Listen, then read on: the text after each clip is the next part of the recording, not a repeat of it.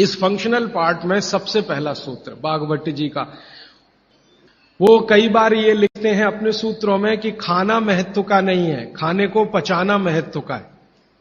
क्योंकि भोजन पचेगा तो रस बनेगा, उसी रस में से मांस, मज्जा, रक्त, मल, मूत्र, वीर्य, मेद ये सब बनेगा, अस्थियां बनेंगी और वही आपके शरीर के लिए आगे जीवन में काम आएंगे। पहला सूत्र भोजनांते विषम वारी, इसका सीधा सा अर्थ है भोजन के अंत में पानी पीना विष पीने के बराबर है। सूत्र ये है, भोजन अंते माने भोजन के अंत में, भोजनांते विषम वारी, विष समझते हैं आप जहर, जहर जैसा क्या है? पानी। सूत्र उतना ही है, समझने के लिए मैं आपको बहुत उदाहरण दूंगा ताकि आप जल्दी पता कर पाएं।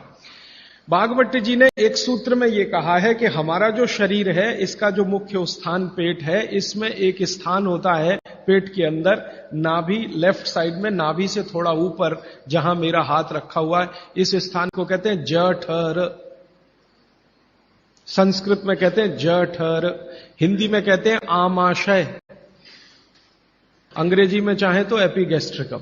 भागवत जी कहते हैं कि इसमें अग्नि प्रदीप्त होती है, जठर अग्नि, जठराग्नि।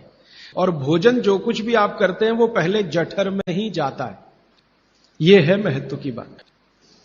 आपने रोटी का पहला टुकड़ा मुंह में डाला और जैसे ही टुकड़े को चबाना शुरू किया, लार बनना शुरू हुआ, तुरंत अग्नि प्रदीप्त हो जाती, पहले ही टुकड़े में। तो ये अग्नि प्रदीप्त हुई। अब आप जो भोजन कर रहे हैं ये इस अग्नि के प्रभाव में पचेगा। तो भोजन के पचने की क्रिया में पहले भोजन रस में बदलेगा, पहले पेस्ट बनेगा, जैसे टूथपेस्ट की कंडीशन होती है वैसा बनेगा, लुगदी जैसा, फिर उसमें से रस बनेगा, फिर रस में से सब कुछ बनेगा। अब ये अग्नि भोजन को पचा रही है और आपने भोजन पूरा करते ही पानी पी लिया, गट गट गट गट गट गट, तो क्या हुआ?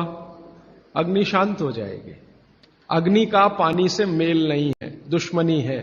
तो आपके पेट में खाना खाते ही अग्नि जल रही है। अब आपने पीछे से गिलास, 2 गिलास पानी पी लिया, कोई लोग तो लोटा भर के पी लेते हैं, कई लोग तो भोजन से ज्यादा पानी पी लेते हैं। तो फिर भागवत जी कहते हैं भोजन पचेगा नहीं, वो सड़ेगा। वो कहते हैं कि भोजन अगर सड़ना शुरू हुआ तो सबसे पहले गैस बनेगी, वायु बनेगी, और ये वायु आपकी जिंदगी हराम कर देगी।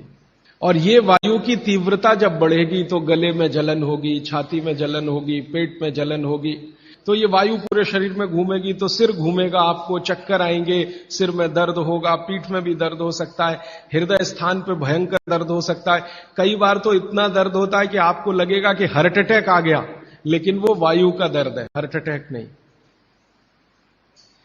और ये जो वायु बनी भोजन के सड़ने से, इसी वायु में से भागवत जी ने सूची बनाई है कि 103 रोग पैदा होंगे। 103। सबसे पहला रोग है उसमें एसिडिटी, हाइपर एसिडिटी। ज्यादा दिन अगर आपने ये चक्कर चलाया पानी पीने का तो अल्सर, पेप्टिक अल्सर, बवासीर, मूढ़व्याध, भगंदर, और अंत का एक रोग है कैंसर, कर्क रोग। माने एसिडिटी से शुरू होकर आप कैंसर तक की यात्रा कर सकते हैं। और बाद में भागवत जी कहते हैं, वो भी बता देता हूं, वो दूर का सूत्र है लेकिन यहीं पे ले आता हूं उसको, कि आपका जो भोजन सड़ेगा तभी कोलेस्ट्रॉल बनेगा। अगर भोजन का पाचन हुआ तो कोलेस्ट्रॉल शून्य रहता है। आप जानते हैं शरीर में 2 तरह का कोलेस्ट्रॉल है, एक गुड और एक बैड। अच्छा कोलेस्ट्रॉल माने HDL, हाई डेंसिटी लिपोप्रोटीन। खराब कोलेस्ट्रॉल माने LDL और उसका छोटा भाई VLDL, very low density lipoprotein. जिनको कोलेस्ट्रॉल बढ़ रहा है या बढ़ा हुआ है वो ध्यान दें, उनको भोजन पच नहीं रहा, उनका भोजन सड़ रहा है। तो कोलेस्ट्रॉल बढ़ेगा तो हार्ट अटैक भी आएगा, कोलेस्ट्रॉल बढ़ेगा तो घुटने भी जड़ हो जाएंगे, सारी संधियां आपकी एकदम कड़क हो जाएंगी, आपको चलना फिरना मुश्किल हो जाएगा, 10 कदम चलना मुश्किल हो जाएगा। तो वो ये कहते हैं कि जब 103 बीमारियां एक छोटी गलती से आती हों तो वो गलती कभी करना नहीं।